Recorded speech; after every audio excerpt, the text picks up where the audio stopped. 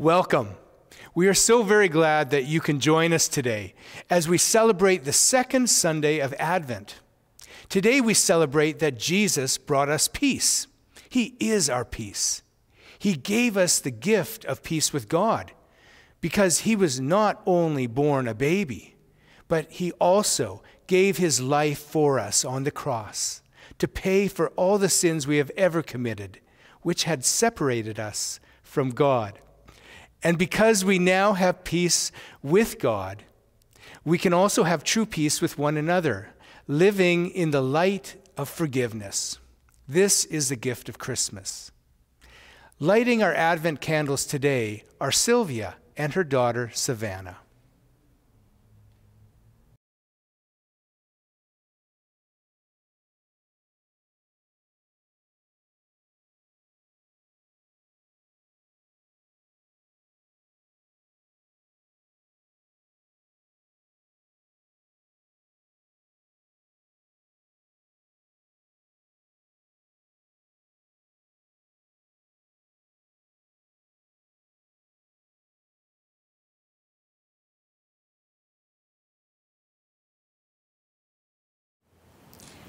Prince of Peace, clear our mind and calm our hearts.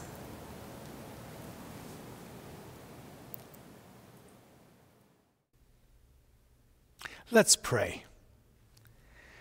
Father God, we thank you for sending us the ultimate gift at Christmas, the gift of your Son Jesus, who gives us peace with you and with one another. We humbly ask of you, cast out our sin and enter in, be born in us today. O come to us, abide with us, our Lord Emmanuel. We thank you, Lord, that all this is possible through the gift of Jesus Christ our Lord, in whose name we pray. Amen. As you are able, please feel free to sing with us, O little town of Bethlehem.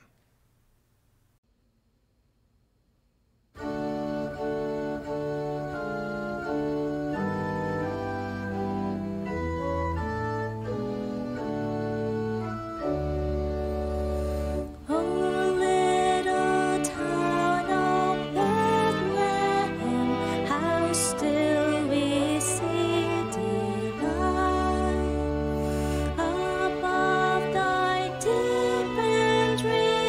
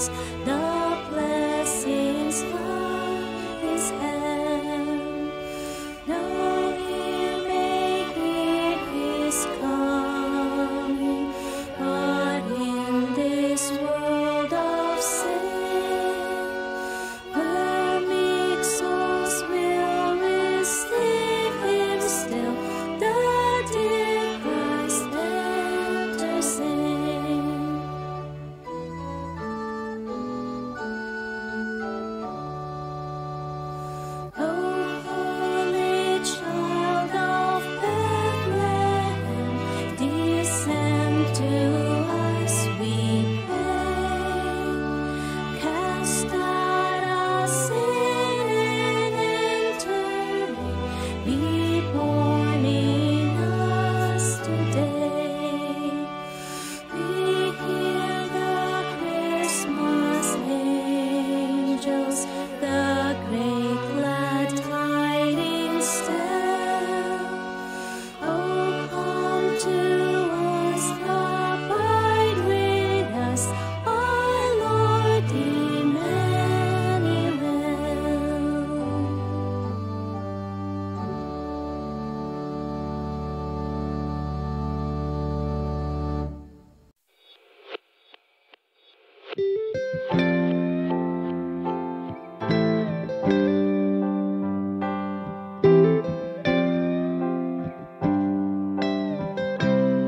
What mercy was revealed, what selflessness and peace. My fate was surely sealed until he rescued me. His pardon for my sin, his bounty for my need. From slavery and shame I am redeemed, and heaven can't contain the glory of the Son. Jesus is the Christ, the saving one. His love has made a way, the grave is overcome.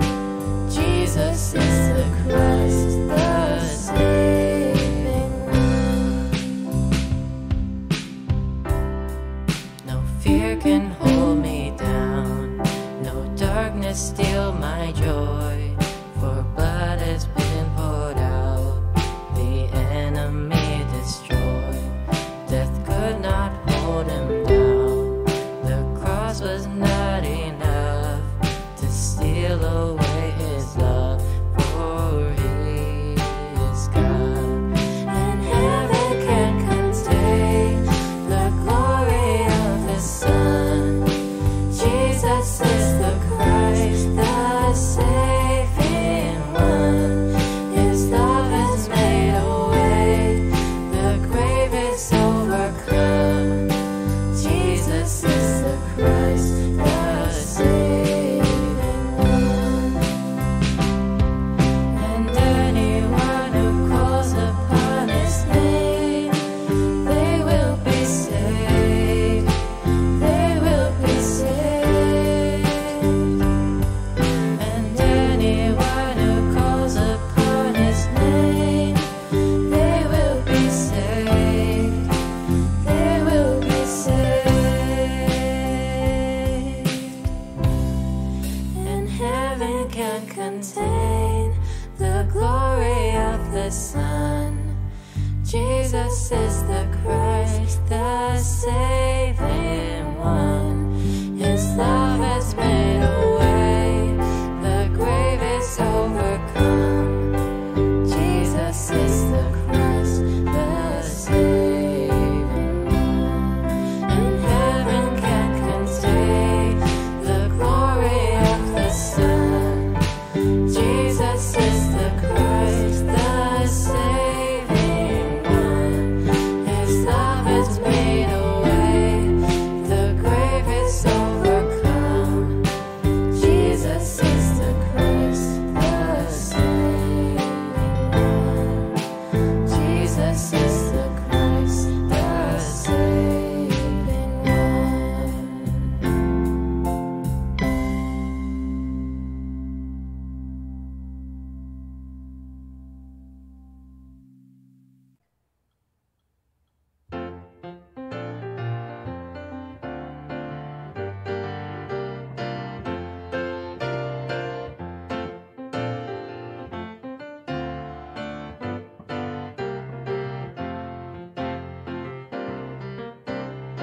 Go tell it on the mountain, over the hills and everywhere. Go tell it on the mountain that Jesus Christ is born.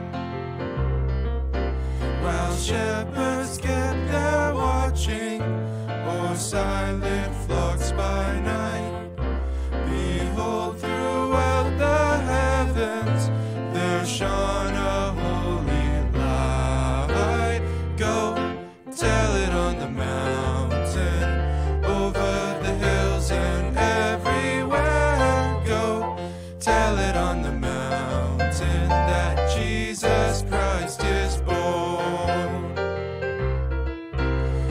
shepherds feared and trembled when low above the earth rang out the angel chorus that hailed our Savior's birth.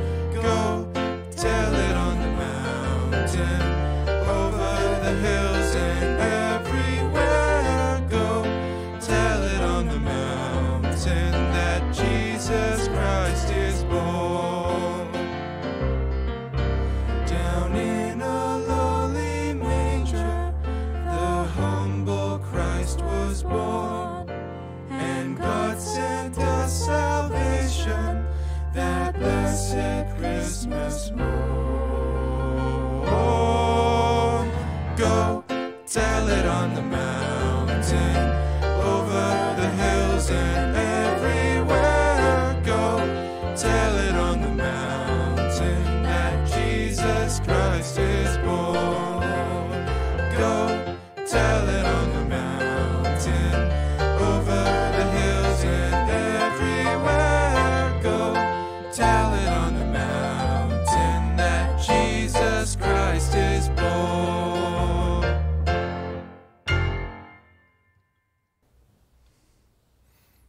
Good morning and welcome on this second Sunday in Advent.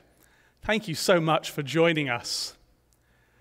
2 weeks ago, my wife found a Christmas cushion in a dollar store.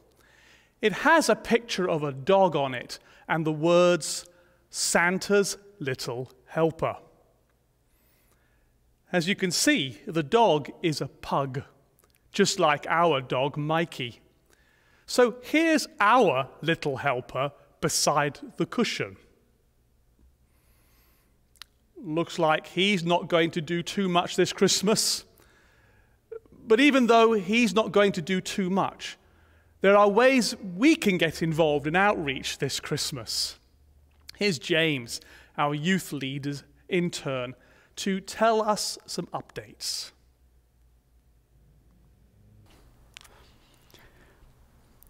Thank you for your incredible response to date. In our first outreach, we sent 139 shoeboxes to children in need for Operation Christmas Child. In our second outreach, thanks to your support, we've completed 9 of 12 boxes for Philippine typhoon victims, and we've raised all the money we need to ship the boxes. We've received warm clothing for our downtown outreach as well, but we could use more. And we still need toiletries like soap, shampoo, toothpaste, and toothbrushes, as well as new socks and underwear. So far, it's been amazing to see God at work as you show love and compassion to others. If you would still like to make donations, you can get a hold of me through the church office. The deadline will be December 18th. Okay. Now it's time to talk about our third and final outreach activity. In this time, how can we come together and celebrate Christmas here as a church family? Well, we might have an idea. Are you going to be alone or separated from family on Christmas Day?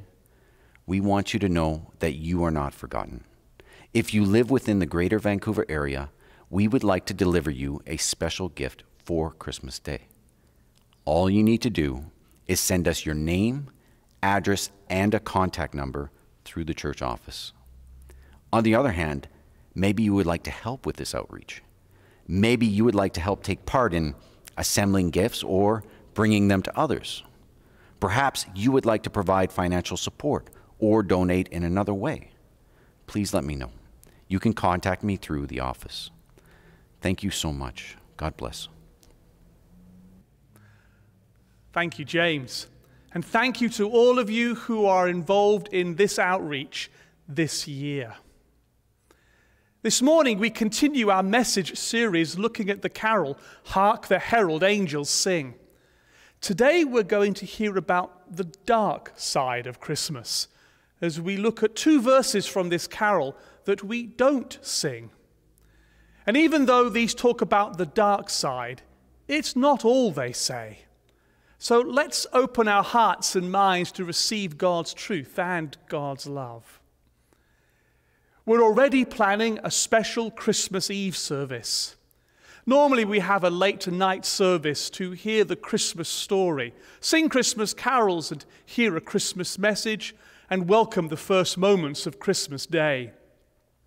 This year, we invite you to watch our Christmas Eve service online. It will be available in the early evening for you to watch at your convenience. Also, Pastor Doris and I invite you to join us on Zoom at 7 o'clock on Christmas Eve for 15 minutes. There will be a scripture reading, a prayer, and an opportunity to wish one another Merry Christmas. Keep an eye on our bulletin in the days before Christmas Eve for the link for the service and the login information for the brief Zoom greeting. We'll also send a reminder by email. Each week, you generously support Trinity Baptist Church. We are so grateful for your faithfulness throughout this year. Your giving and your prayers means Trinity can show Christ's love to people in our city, overseas, and to one another. Thank you for your prayers and support.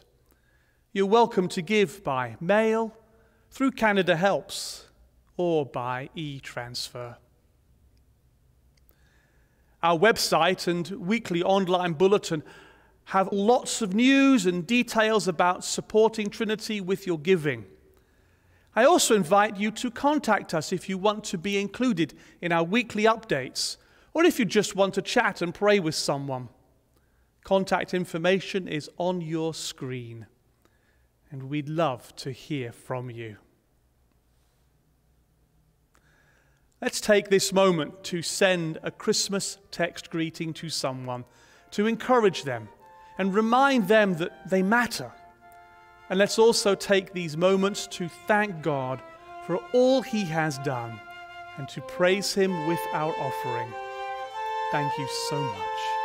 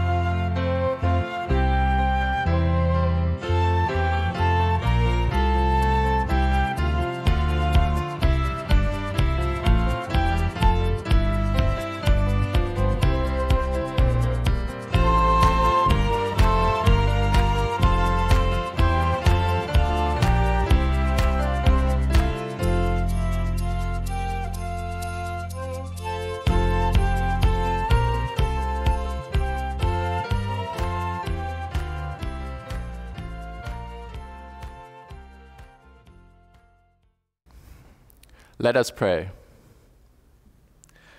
Triune God, Father, Son, and Holy Spirit, you are here with us as we come to worship you. In you, we find strength when we are tired and joy when we are downcast. In you, we find peace in times of uncertainty and hope for tomorrow. We remember those among us who are overwhelmed. We ask that they find respite in you. We remember those who are unwell. We ask for your restoration and healing. We remember those among us who are grieving. We ask that your peace, which transcends all understanding, be upon them. With a contrite heart, we come before you. We lay down before you our sins and disobedience. Forgive us, O Lord, as we also have forgiven those among us who are our brothers and sisters. Help us to persevere when we face trial and temptation of many kinds. Help us to imitate Christ in his obedience to you. We thank you that you love us, so much so that you became one of us. In this season of Advent, our hope is in you. Our hope for Christ's return, our hope for renewal and restoration, and our hope for everlasting life. In Christ's name we pray. Amen. Good morning, boys and girls, and families watching. Last week you heard from Pinky, and I'm sure that you want to meet Pinky, don't you? Well, you will have to socially distance. Whoa, you guys are already practicing. Well, it's so great that you guys can join us today, Lana Ladybug and Mike the Moose. And this is the first Sunday in December. I can just smell Christmas. Let's smell. I love the smells of peppermint and shortbread cookies and winter candy apple. Wow, you guys love those smells too. Well, you know you can talk to the little boys and girls. We have no secrets. Oh, you want us to tell a joke about Frosty? Well, you're not going to tease Frosty, right? Okay, so what's your joke? Why don't you stand here in the front and you can tell us your joke.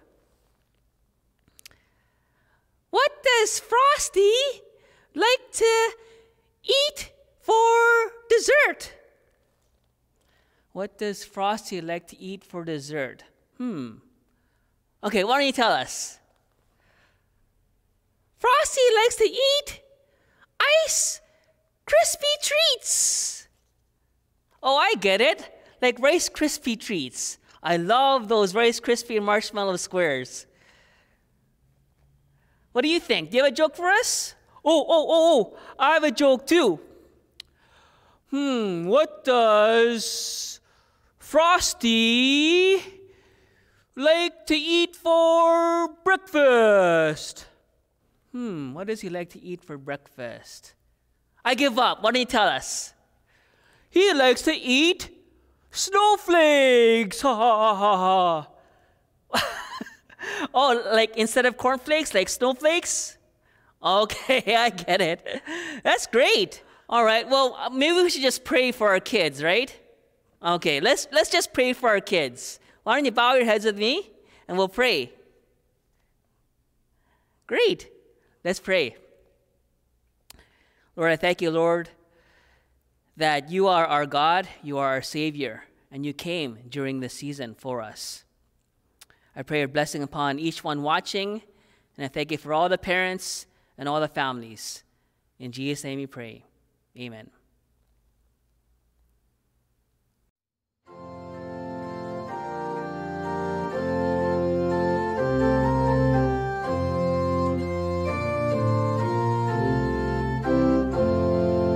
Come, thou long expected Jesus, born to set thy people free from our fears and sins.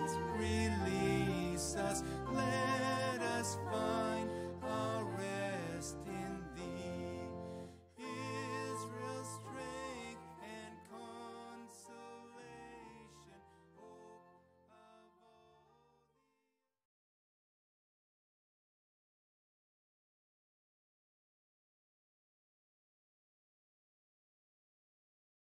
Romans chapter 5, verses 12 to 21.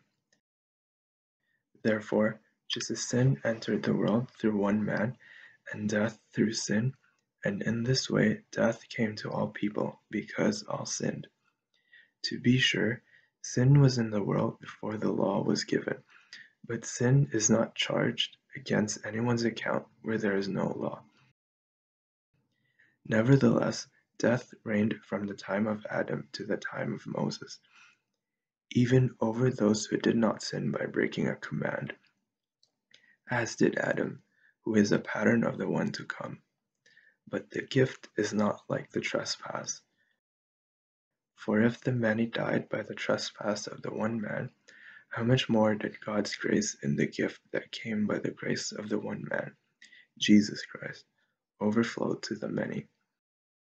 Nor can the gift of God be compared with the result of one man's sin. The judgment followed one sin and brought condemnation, but the gift followed many trespasses and brought justification. For if, by the trespass of the one man, death reigned through that one man, how much more will those who receive God's abundant provision of grace and of the gift of righteousness reign in life through the one man, Jesus Christ? Consequently, just as one trespass resulted in condemnation for all people, so also one righteous act resulted in justification and life for all people. For just as through the disobedience of the one man the many were made sinners, so also through the obedience of the one man the many will be made righteous. The law was brought in so that the trespass might increase, but where sin increased, grace all the more. So that, just as sin reigned in death, so also grace might reign through righteousness to bring eternal life through Jesus Christ our Lord.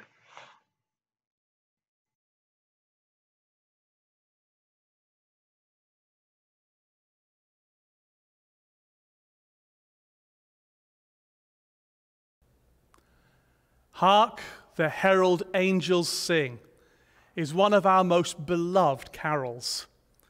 It was written by Charles Wesley, the prolific hymn writer and brother of celebrated English preacher John Wesley, in 1739. Charles Wesley longed to honor who Jesus Christ was and what he came to do. Perhaps more than any other carol, this carol brilliantly and beautifully displays biblical truth. This Christmas, this carol inspires us to see the gospel more clearly. But there's a problem. The carol we are so familiar with is not exactly the same as the one Charles Wesley originally wrote. The melody we sing was written not by Wesley. It was written 100 years later by the German composer Felix Mendelssohn. And the verses we know are not all the verses Wesley penned. Wesley knew there was more to the gospel. Today, we look at the less familiar verses. There we discover the uncomfortable truth of Christmas. Wesley takes us to the root of the problem of humanity, why Christmas was so necessary in the first place. He writes, "Ruined nature now restore, and Adam's likeness, Lord, efface." Wesley reminds us that the Bible says we are lost, we are corrupted, we are defaced, we are marred, we are broken. We have a ruined nature. We bear Adam's likeness. We are sinners. My guess is most of us don't think of ourselves as sinners. I'm not bald, I've just outgrown my hair. Or I'm not overweight, my pantry goes with me. I don't break the speed limit, I'd like to get there quicker. I'm not a sinner, I'm morally challenged. We soften sin. We dilute what it means to be a sinner. We acknowledge our mistakes, but we don't attach blame to them. We find excuses. We don't seek transformation. Some years ago, a study was done on excuses people give for being late to work. The common reasons were traffic, oversleeping, and the weather. But among the most unique excuses were these. I was here, but fell asleep in the parking lot. Or, my fake eyelashes were stuck together. Or, my horoscope warned me of a car accident on a major highway, so I took the back roads. But the strangest came from a male employee who said, I had morning sickness. We do all we can not to admit we're sinners. In fact, in Canada, we think the only sin we have is our social insurance number. But admitting we're sinners is where we must begin if we're going to rejoice fully in the meaning of Christmas. This is what Charles Wesley and the Bible want to tell us. So, what is sin? What does it mean to be a sinner? Why say we have a ruined nature and bear Adam's likeness? At the very beginning of our Bible, Genesis chapter 1, verse 27, God creates us in his image. This means God created us for relationship with him. His love overflowed so much that he wanted to share his love with you and me. And he wanted us to love him freely. That's what love is. To remind the first humans, Adam and Eve, that love cannot be careless or selfish, God instructed them not to eat the fruit of the tree of the knowledge of good and evil. You see, God knew that love is genuinely love when it flows from commitment. And commitment includes obedience. When I married my wife, I committed myself to her, and I obey the commitment I made. That's love. Commitment includes obedience. This is why the tree was in the Garden of Eden. But Adam and Eve rejected true love, rejected commitment, rejected obedience when they ate the fruit. And ever since, sin dwells within each of us. So what is sin? Sin is not just a catalogue of wrong thoughts, words, or actions. It's not a list of wrongdoing. Sin is the decision to displace God and put ourselves in his place. It's the delusional belief that we don't need God because we can be like God for ourselves. This is precisely the temptation Adam and Eve fell into when they ate the fruit. They thought they'd be like God. But what happened? They were separated from God's presence. See, fundamentally, sin is not just a list of things we do wrong. Sin is much more serious. Sin is broken relationship with God. Sin detaches us from the very source of life and love that created us. Put simply, we are not sinners because we sin. We sin because we are sinners. Augustine, a Christian leader and one of the greatest intellects in history, called this original sin. It's what the Bible says. Romans 5 verse 12 says, therefore, just as sin entered the world through one man, and death through sin, and in this way, death came to all people, because all sinned. And 1 Corinthians 15 verse 22 says, in Adam all die. Original sin means we're all infected. Adam's sin is like a generational virus that infects all of us. But how could Adam's sin infect us? One way is to think of Adam like a prime minister or president. A prime minister or president can make decisions. Increase the national debt, go to war, raise taxes, influence trade agreements. These decisions affect all of us. So Adam acts on behalf of all his descendants, you and me, and we're infected. Another way is to think of Adam carrying us with him when he made the decision. An analogy would be a pregnant mom who takes narcotics during pregnancy. It's not just her own life that's affected, but the life of the child she carries. So Adam's sin infects us. The third way is to think of Adam's sin as the story of our sin. Genesis 3 is like a photograph, not just of the moment Adam ate the fruit, but of when we fail too. It may only be a white lie, a small omission on our tax return, speeding up before the traffic signals turn red, saying yes with our mouth but thinking no in our heart, being economical with the truth, and so on. But each time the camera shutter snaps and the photograph looks no different from the moment Adam ate the fruit. Charles Wesley was right. We are made in Adam's likeness. We are infected by sin. But being infected is one thing. Why should we be blamed? Surely Adam and Eve was the one who messed up. A prime minister or president can make a decision that affects me, but am I responsible for that decision? Another illustration might help. If I drive faster than the speed limit and I'm pulled over by the police, I cannot excuse myself by saying, well, I'm following everyone else, just keeping up with the flow of traffic.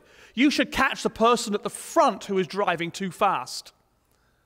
The police officer can still fine me. I am responsible for my actions. Ephesians chapter 2, verse 2 says all of us live gratifying the cravings of our flesh, our sinfulness, and following its desires and thoughts. Like the rest, everyone else, we were by nature deserving of wrath. Original sin means not only that we are all infected, born with our ruined nature, but we're also responsible for our sin. We are guilty. We cannot pass the blame. Sobering thoughts as we look forward to Christmas. But there's still more to know. Sin also means we suffer from what Bible teachers call total depravity. This does not mean there is nothing good in us. Even though we sin, we do not completely lose God's image. Genesis 9, verse 6 reminds us that even when people injure or kill, they are still made in the image of God. We're like mirrors turned away from the object, God, that we were created to reflect. But even though we're turned away, we still have the capacity to reflect that image. What total depravity means is something different. It means that sin affects every part of our being. Every part of us has been distorted. Our reasoning, our emotions, our sexuality, our ambitions, our spiritual awareness, our will, our conscience. There is much about us that we can be thankful for, but not one of us is completely pure. Just think how we react when we do something well, or we go out of our way to help someone. There is a part of us, maybe only a minute part of us, that tells us, didn't you do well? Or we do something because we want our ego stroked. We like to be noticed. We want to get ahead. We desire attention. We need to be liked. It's pride. It's a sure sign of total depravity. Jeremiah 17, verse 9 says it so well. The heart is deceitful above all things and beyond cure. Who can understand it? As someone has said, there is no place, no thought, no reality into which we can retreat to escape the grim reality of human sin. We cannot escape our ruined nature. We are sinners. We are infected. There's no denying it. But what's the consequence? I read this story some time ago. It's about tigers. Tigers are notoriously untamable beasts, playful one moment and deadly the next, making no distinction between human friends and human enemies. Joe Taft is founder of the Exotic Feline Rescue Center in Indiana. He cares for abandoned wild animals. Yes, in some US states, it's not illegal to keep a baby tiger or lion, but when they grow up, owners don't know what to do with them. So Joe Taft cares for them. Unfortunately, some of the tigers he cares for are pregnant. And when a new cub is born, it is hand-raised by Joe until it can be passed and placed into a zoo. In 2002, Joe was raising a cub in his home. It was boisterous, growing bigger and bigger every day. Still, Joe was capable of controlling the tiger. That is, until he had a heart attack and had bypass surgery. Joe had to recover at home. But having a tiger as a roommate, even a young one, was quite dangerous for a cardiac patient. There was only one thing to do. Joe had a steel fence built around his couch. He spent the bulk of his recovery time caged in his living room, eyeing his things from behind bars while the tiger roamed freely through the rest of the house, pacing and roaring and keeping Joe a prisoner in his own home. Sin puts us behind bars. Sin isolates us. Genesis chapter 3, the story of Adam and Eve's sin and the results that follow, is a terrifying picture of the isolation that sin causes. First, Adam and Eve are isolated from themselves. They are no longer at peace, but inwardly conflicted. In place of being naked and unashamed, Genesis 2 verse 25, they now cannot accept themselves as they are. They are afraid. Second, Adam and Eve are isolated from each other. When Adam first saw Eve, he was delighted. Human companionship was fulfilled. Now, after they sin, each will blame the other. Each will seek control. And third, Adam and Eve are isolated from the rest of creation. They've been given the glorious responsibility of stewardship over creation. Genesis 1 verse 28. But now, work, effort, results, purpose would become backbreaking, an ordeal. Genesis 3 verses 17 to 19. And 4, Adam and Eve are isolated from an eternal future. Now disease, decay, destruction, and death rule their lives. Romans 6 verse 23 says, "For the wages of sin is death." And 5th, and most tragically, Adam and Eve are isolated from God. They are banished from the Garden of Eden. Sin isolates us from God. We are, as Romans 6 verse 10 says, enemies of God. We are condemned, sentenced for the greatest crime ever, turning away from God. This is the reality of sin. Isolated from ourselves, from one another, from the world around, from eternity, and from God. And now, we have no way back to God. There is nothing we can do to return to God.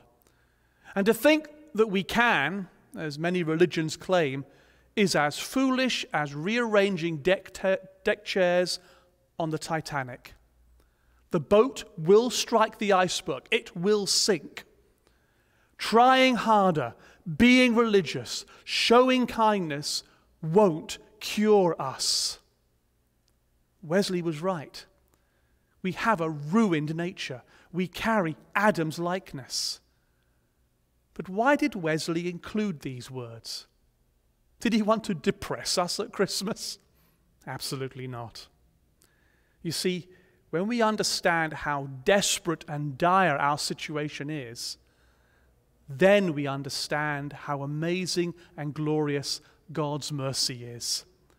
And when we understand how amazing and glorious God's mercy is, then we understand how desperate and dire our situation is.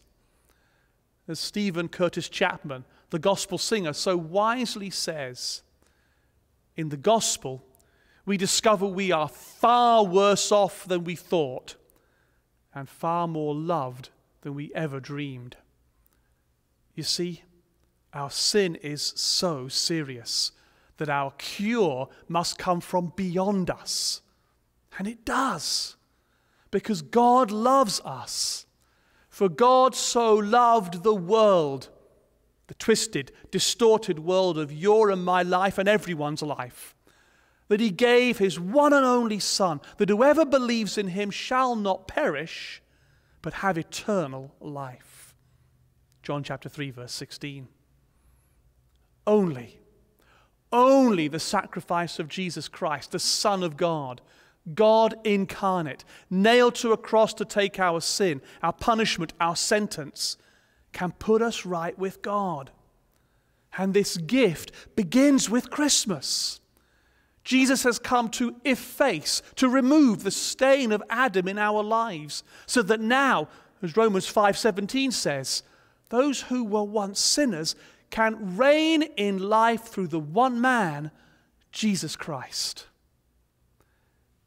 Charles Wesley and his older brother John grew up in a church-going family.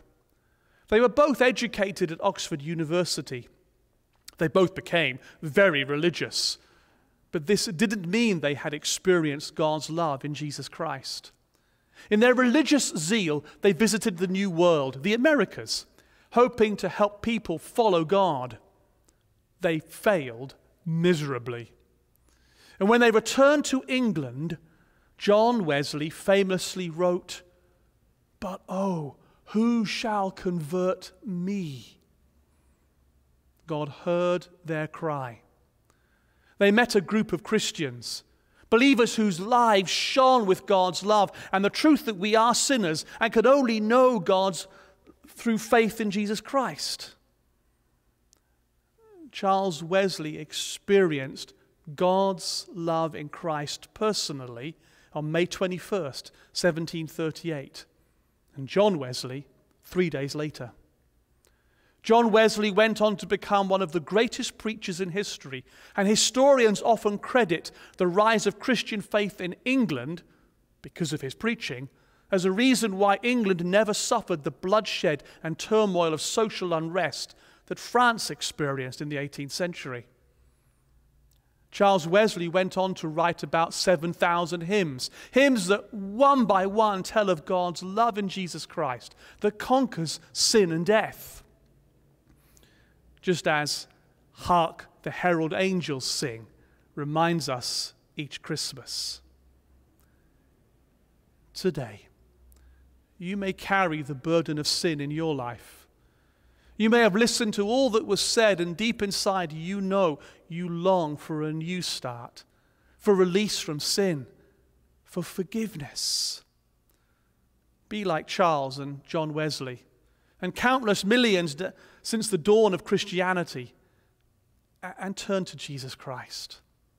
As Wesley's carol says, Christ was born to give us second birth.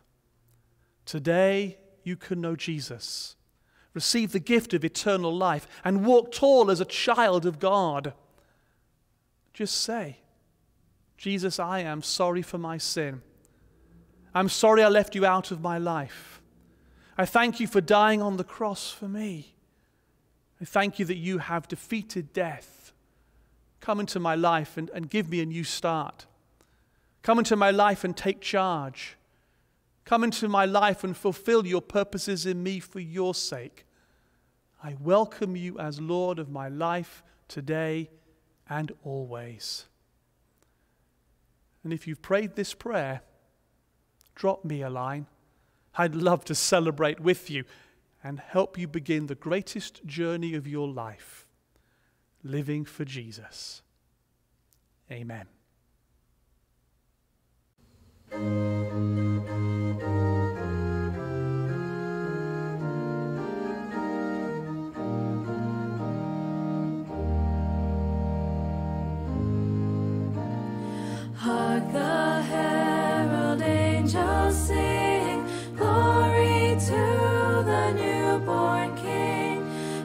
Peace on earth and mercy mild, God and sinners reconciled.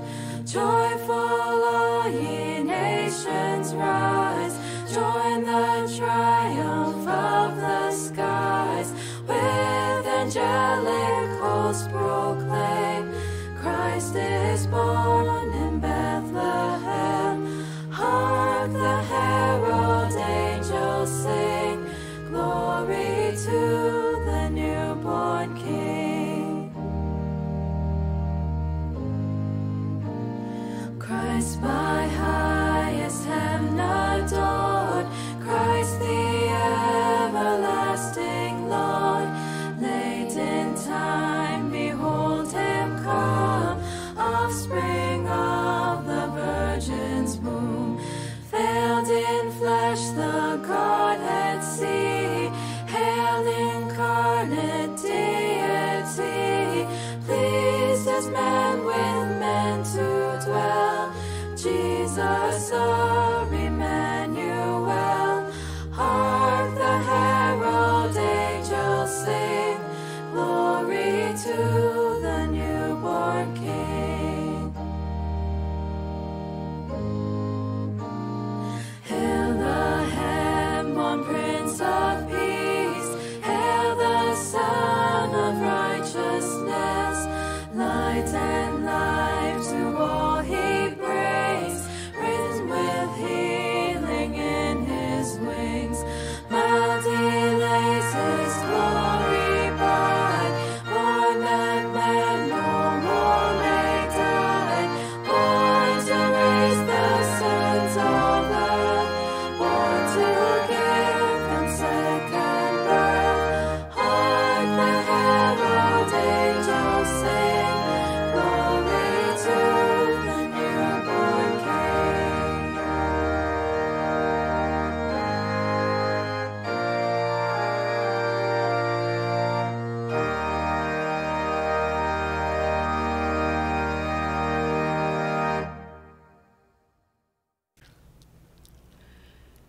May the God who established a covenant with those who seek to enter the kingdom be always present with you. May Jesus Christ, who sealed the new covenant with his sacrifice on the cross, bring you peace. May the Holy Spirit of God guide your life now and forever. Go in peace to serve God and your neighbor in all that you do. Amen. Looking forward to see you next week.